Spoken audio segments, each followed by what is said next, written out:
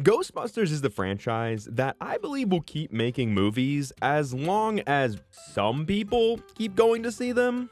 I'll admit, I'm a pretty big fan of the original. It's got that dirty, grimy look and feel to it that really captures the 1980s New York City vibe. I think the practical effects and stop motion still hold up enough 40 years later that you can watch this for the first time and still really enjoy it.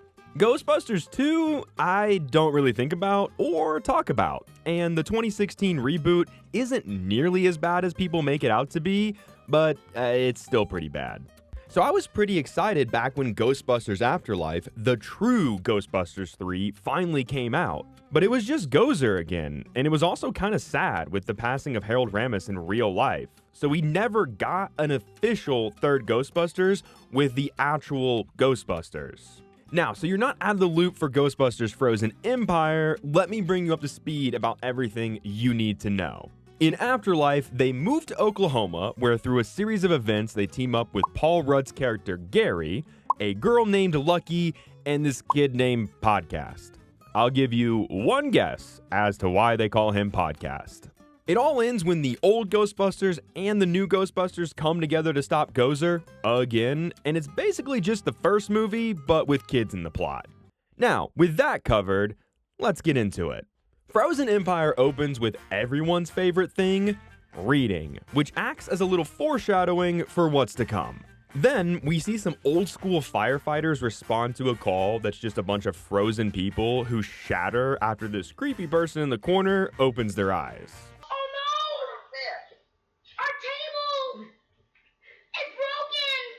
We then jump to the modern day where the Ghostbusters team that was assembled in the last movie are responding to a call. Our new Ghostbusters use remote-controlled cars, the iconic gunner's seat, and a drone in order to bring the Ghost Dragon down. And of course, this wouldn't be a Ghostbusters movie if everyone wasn't kinda bad at their job and also they didn't cause a ton of public damage. A quick recap on the TV tells us about how New York City used to be all about ghosts, but now everyone in the city is more worried about the cost of the Ghostbusters antics. Part of the tension in this story is that Phoebe, who's only 15, wants to be a Ghostbuster, and she thinks it's her calling, but Mayor Peck, aka Dickless, and all the other adults tell her to just be a kid. A guy named Nadeem goes to see Ray so he can sell some old stuff, which includes the weird relic from the cold opening. You see what I did there? The movie's all about being cold, and it's a cold opening. Part of Trevor's whole deal is now that he's 18 and no longer in Stranger Things, he wants to be treated like an adult.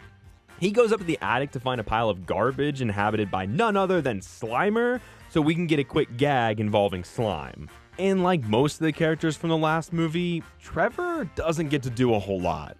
This movie's story is almost entirely focused on Phoebe. All the grown-up Ghostbusters go out on a call, leaving Phoebe to go play ghost chess in the park by herself at night. I guess if you're not scared of ghosts, you really wouldn't be scared about going out at night by yourself, would you? Except for the real people that could really hurt you. But hey, she's 15. I'm sure she's got it. Now, the ghost that Phoebe plays with is named Melody, and she comes into play a little bit later and actually plays a bigger part in this plot than I was expecting. Winston makes his appearance to show up and help fix the ghost jail that the firehouse has had that's been messing up lately, and he says that the reason they picked the firehouse is because it's a potential gateway to the other side. But I thought they picked the firehouse because it was affordable. I have several questions. Winston's also been busy making a research facility out of an old aquarium where Lucky, from the last movie, is still upset that she didn't get to wear her Spider-Woman suit from Madame Web, so she's blowing up some cardboard to blow off some steam. Once again, all the adult Ghostbusters go on another call, leaving Phoebe and Podcast to go to a different call without permission or telling anyone. And the ghost they run into just so happens to be Melody, Phoebe's chess partner, and this causes Phoebe to hesitate, and Melody gets away. Melody then shows up at the firehouse to hang out with Phoebe and be a little too interested in the ghost trap in the basement, and it turns out Melody isn't so friendly, and she is secretly working with some unknown big baddie to use Phoebe for their plan. This leads one of our team of Ghostbusters back to Nadim, where they decide to bring him back to a lab because one of their devices beeped that he might have some ghost energy in him. Finally, Bill Murray shows up in this movie to run some tests on Nadim, and this is probably the funniest scene in the movie. You should be able to pass it easily unless you are possessed by a cross-dimensional beast. Right, just a couple of human beings having a conversation. One of them has a pasta pot strapped to his head. Meanwhile, Ray brings Podcast and Phoebe to the library so Patton Oswalt can help them with an ancient language. We get a little history lesson about the big baddie Garaka, who channels fear into a weapon in the form of being scared to death by freezing.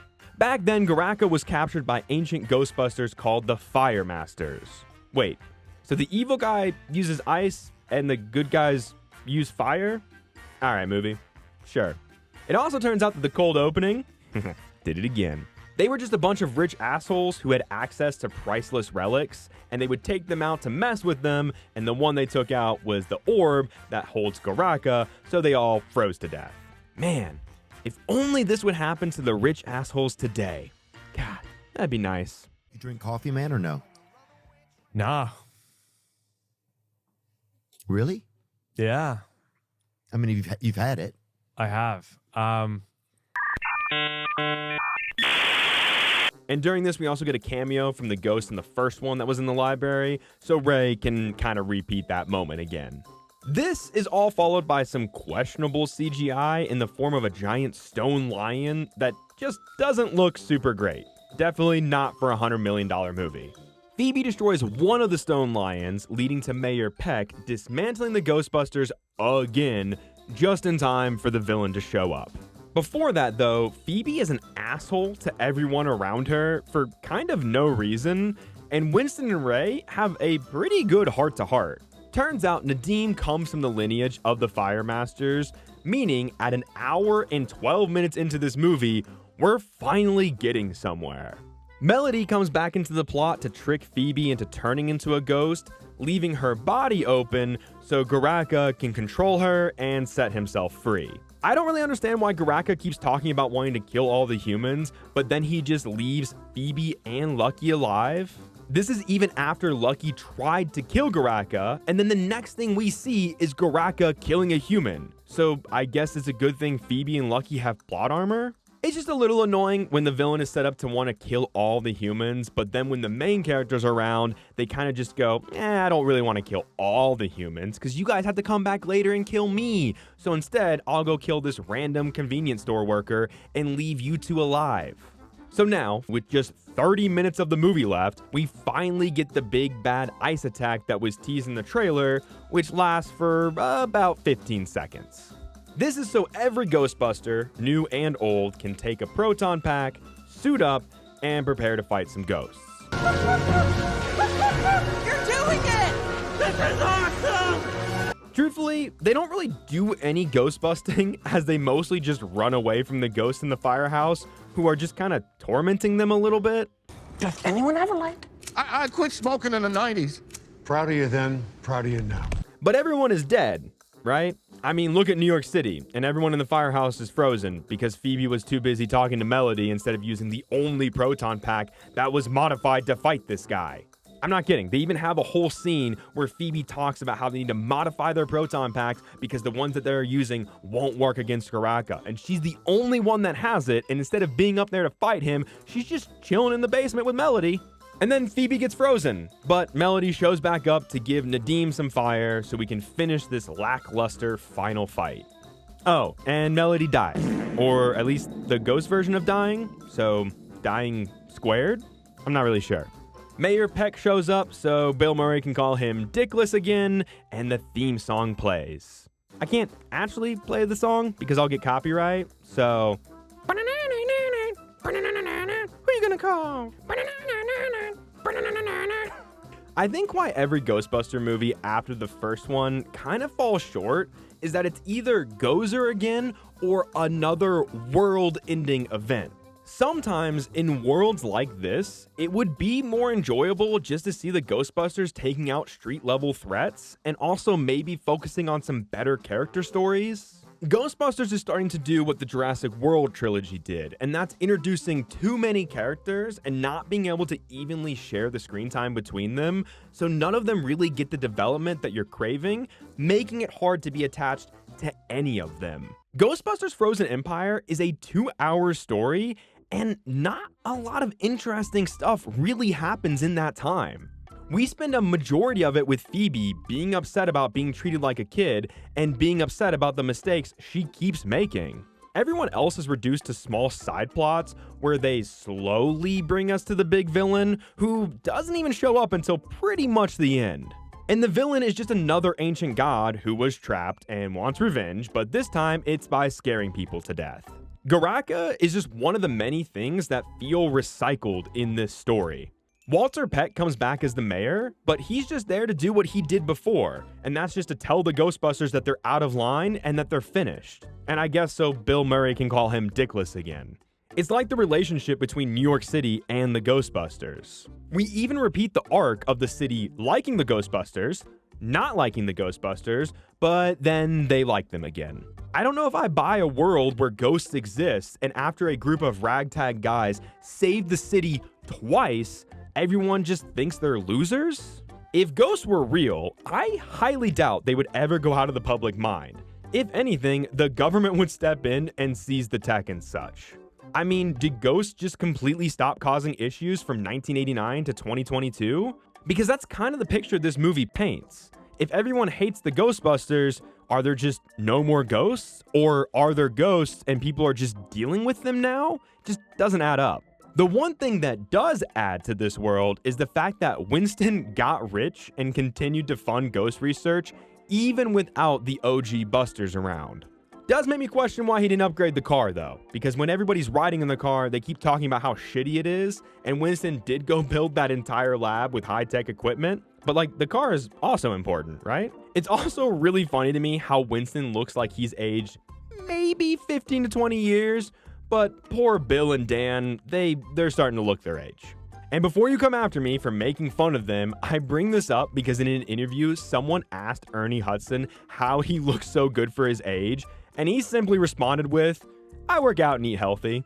And when it comes to the original cast, you can tell who wants to be in these movies and who is there for their 10 minutes of screen time and $1 million paycheck. Bill Murray basically does nothing this entire movie, and you can tell just from his vibe that he is so ready to be out of this franchise. I mean, when the original filmed in 1984, they didn't even know if Bill Murray was going to show up when production started. Another thing in these movies, even the 2016 one, that I really like is whenever any character is talking about ghosts, all the jargon they spit out really makes me chuckle.